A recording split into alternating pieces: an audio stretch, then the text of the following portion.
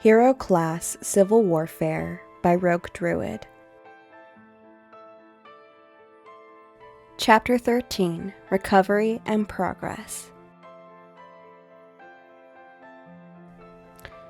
Day 1, 20 hours, 52 minutes, 8:52 p.m. local time. Microfractures all over the metacarpals in your right hand, contusions across your entire upper body, a slight concussion and a fractured jaw. Wow, Izuku, did you have to let him hit you so hard? May joked, running a small scanner over his hands before she set it down. She turned to gather the antiseptic and liquid bandages from her pack. It wasn't exactly consensual, May, Izuku muttered, wincing as she cleaned the scrapes across his hands, eyes lidded as he ignored the pain that flared with every motion. Besides, this is within what I expected, if a bit earlier than I would have liked. Thanks to you and Momo, the accelerant serum will help with the early healing and numb the pain. Your prototyped gear will let me participate in the third act. I figure most of the second day will be spent resting in preparation while we acquire the last objectives, and while you mission kill the snitchbot. He lifted his far less damaged left hand. He hadn't used it to catch a high-grade explosive, at least, and moved to bring up his plans. A few taps of the console May had set up nearby and the hollow wall glowed to life. I managed to snag the number 1 insignia patch from Bakugo's uniform. We got the coffin out. We also have our VIP agent, the Black Data laptop, and the skull from the vault.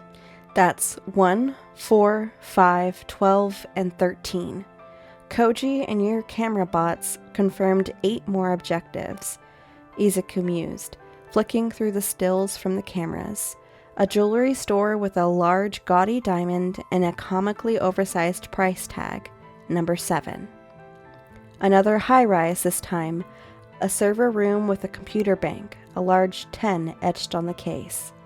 A warehouse on the edge of the city blocks, a large crate marked with 14 on the side stacked among the other boxes.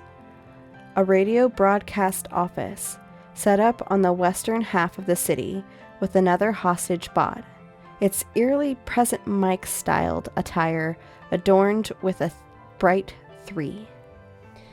The other 4 are spread out and divided enough that the night teams can take them. Let's choose breakdown 6. Con, Assault, go wake the teams, get them some food, and give them time to gear up. We plan to start at 11:45.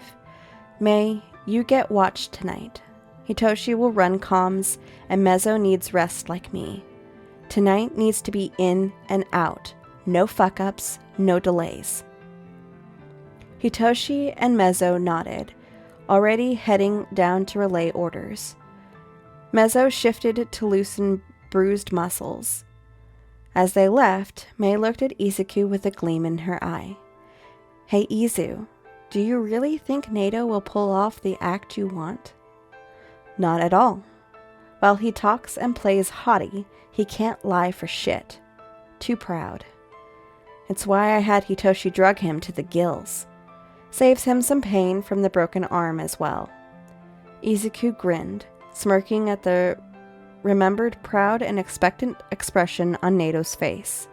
He also knew that his poor savior was fine while sleeping a chunk of the night and tomorrow away. Wait, what drugs?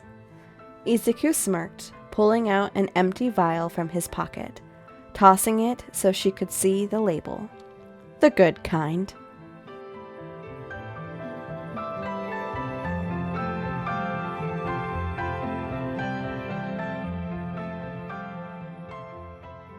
Katsuki cracked his knuckles, feeling the low, burning ache through his arms and shoulders from his fight with Deku.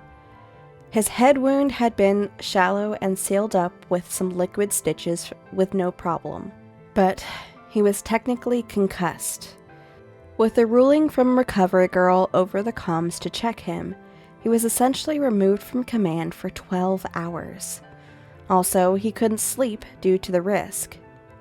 So instead, here he was, sitting in bed with a warm blanket, looking over the feeds on his smart tablet. The villains had gone silent for the last few hours, and, with the exception of a very quiet, smiling Monoma, they were nowhere to be found. He tabbed to a feed of Tsuburaba and Asui interrogating his prisoner, or at least trying to. Monoma had refused sedation and was currently in a cell. Asui was playing good cop, trying to coax out anything she could and asking leading questions. Meanwhile, Tsuburaba tried to get Monoma angry or annoyed. Both had been told to keep a 5-foot range, easily marked out by yellow tape to keep him from stealing quirks. Bakugo was fucking annoyed. The whole sacrifice rubbed him the wrong way. He had never anticipated shit like this. He had expected Deku to fight tooth and nail not to lose anyone. Deku had looked surprised, damn near heartbroken, at Monoma jumping in.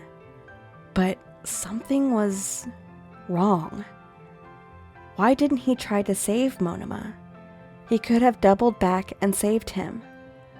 The only other way was if Brain Drain had mind-washed his boss to head home. If that happened, Bakugo would have expected a dangerous level of damage to occur somewhere. It didn't add up.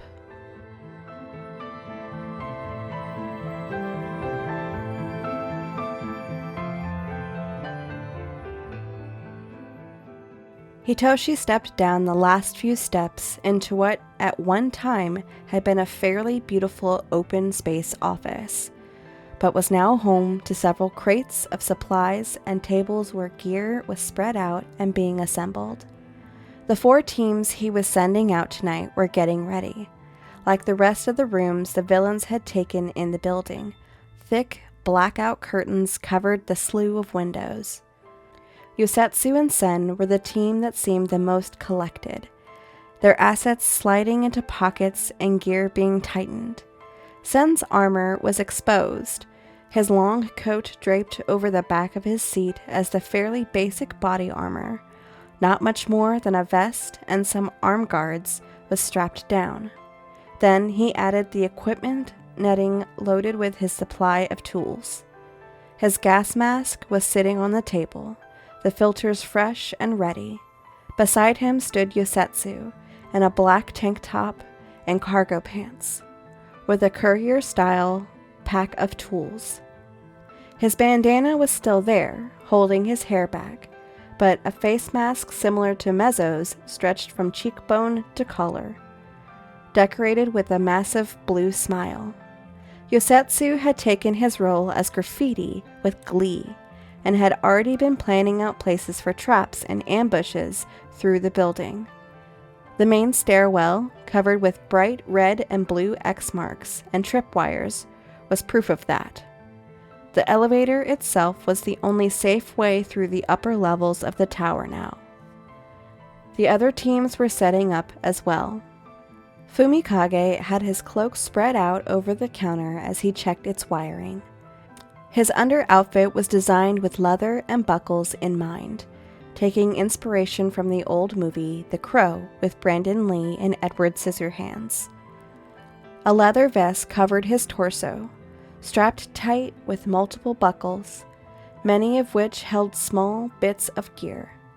His black jeans were buckled with a bright red belt matching his collar, and a second black belt was hung low on one side, laden with a row of grenades. Beside him, Kuroiro had swapped his gray vest for a deep red one, and was also grabbing quite a few tools and a pair of batons for combat. Beyond that, his hat had been replaced by a short black hood that stuck into the collar of his shirt. He had also added a gas mask with bright, green glowing lenses. Mina stood with Reiko by the window. She had forgone her classic motley array of colors in exchange for an outfit that looked like black scaly joints and plates of polished black armor, adding a smooth black visor that wrapped her eyes. Her pink hair was pulled back into a loose ponytail. Her armor had been hooked up with tubes to and from tanks mounted on her hips to store extra acid. In the end, she did indeed look like an alien queen. Her partner, Reiko, on the other hand, looked ghoulish. Her outfit, a loose school uniform in gray and black, was tattered and ripped. Her hair was covered by a black veil, giving her an appearance straight out of a horror movie. The pale, faceless white mask she favored only added to that menacing expression. Hitoshi knew, from talking with Mei, there were a few secrets to Reiko's outfit, extra armor and gear stashed in its layers. The final duo was Juzo and Itsuka. Juzo picked a full suit with tails when they had asked for his preference, and had a gold tie and hat band to accentuate his off-color skin tone. He also had a long, curved hook staff with him for ease of use. The soft-spoken teen was engaged with Itsuka in conversation, who had taken a business-casual approach. Button-up shirt and vest, long skirt that parted up the sides to her thighs for ease of movement, and a belt of pouches filled with various tools and gadgets. For several minutes, Hitoshi watched, seeing them all finish setting up, zipping bags and stashing the last of the tools. With a twirl, Fumikage wrapped his cloak around his shoulders, and the internal lighting turned on, bathing the depths of the cloak and hood with a deep red glow, both to keep dark shadow at bay and provide an intimidating effect, particularly when he slipped on a cloth mask with the same tech over his head, and it lit up with glowing red eyes and a smile over his avian skull. With that, Hitoshi stepped forwards and tapped a console, the white walls behind him being covered with projections. "All right, fall in, ladies and gents. Izuku wants us to strike at 11:45. I want us out and moving into position by 11:30. The faster we get this done, the faster we can set up for day 2.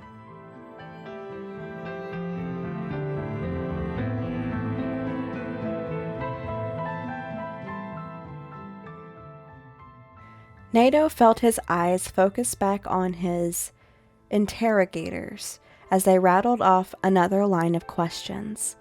Tsuburaba was loud and aggressive, slamming the wall and blowing wind around. Asui was calm and focused. Honestly, if Nato wanted to respond and fuck with him, he really couldn't. The pill that Khan had slipped him was great at numbing out the pain of shattering both his arms, but it made the world hazy. He sort of got what they were saying. Where's your base? What are your plans? Blah, blah, blah. Honestly, Nato couldn't care. Khan had said that it would wear off in about 16 hours, and that extortion would help with his arm problem. Heh, the plan for extortion is really, really, really funny. Nato burst into giggles, and his interrogators gave up.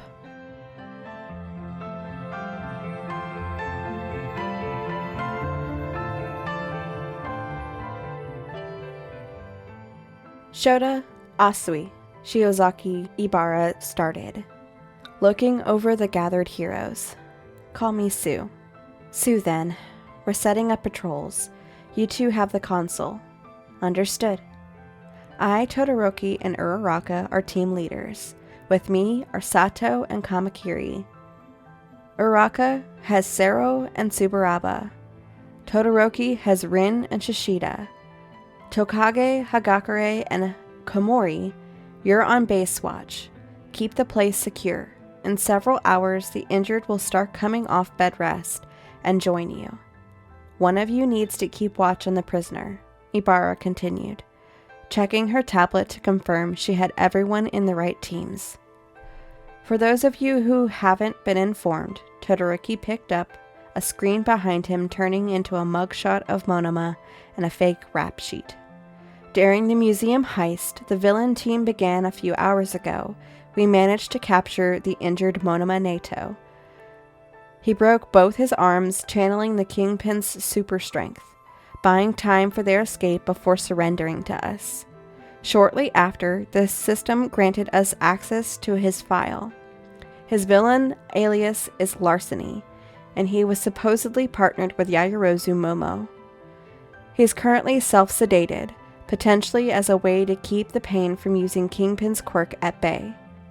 As such, we cannot apply any sedatives until it clears out of his system. Interrogation proved unsuccessful. However, we believe it's possible that Kingpin will try to recover his ally sometime before day 3. Keep an eye out. With that, the heroes scattered to prep for their missions.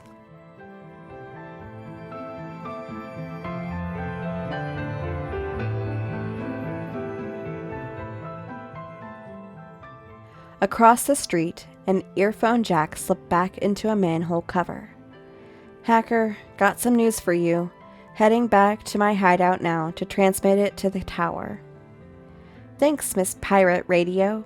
Remember, get your stuff set up before noon, and you can sleep the rest of the time. Good to hear. It's been a long day. PR out.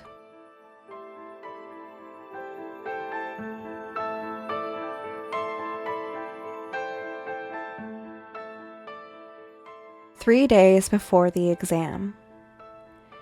Izuku sat in Hatsume's workshop, testing out her mobile hollow wall setup. So, like this? He made a gesture and the video feed his hand was hovering on was highlighted. Yep, that's Alexa feed. Then you drag to your preferred location. The other gesture is for pausing data. Cool. For a while, that was it. Occasional comments and questions, before the conversation died out. May focused on assembling the last barrel for the big gun before she noticed something. Namely, Izuku slouching against the back wall of the counter he was sitting on. Hey, Izuku? No response. Izu. A faint snore, and May stepped around, looking at the dozing green-haired teen. Huh. Up close, Izuku didn't look that good. He had the bags that she would associate more with Shinso, and his face was pale. Stress? He had been active and up late if the odd midnight updates to plans were any indicator. She frowned and poked him, his head slowly tilting as he let out another light snore. Silly Kingpin, she sighed, and lifted his arm, pausing at how toned it seemed. Anyway, she had a beanbag in the corner she used when she needed a sleep break from tinkering on her babies. It would be more comfortable than sleeping standing up. She got his arm around her neck and reached to grab under his knees, planning to princess carry Izuku to the beanbag. She got her grip, crouched, and stood, and almost staggered because, holy hell, for such a small guy, Izuku-kun was heavy. Careful not to wake the sleeping mastermind, May navigated towards the massive beanbag she had in the corner. She set Izuku down, sighing in relief at letting the weight go.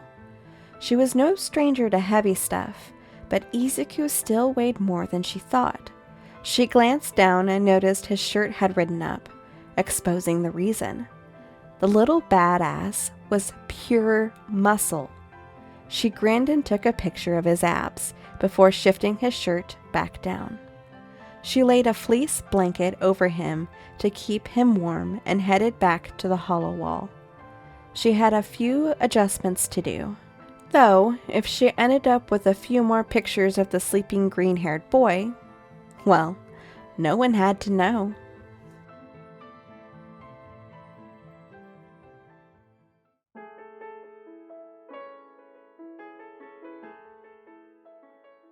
Hey guys, it's Tempe. Thank you for getting this far. I really enjoyed reading this fanfiction and I wanted to share it with you. So many people wrote their own takes on how the Civil War for AU would go down, but I enjoyed this one specifically. So, if you enjoyed this as much as I did, please consider giving me a like, comment, or subscribing. If you have any suggestions that you would like me to read, please leave a comment or send it to the email in the description. That's everything, so I will see you in the next one.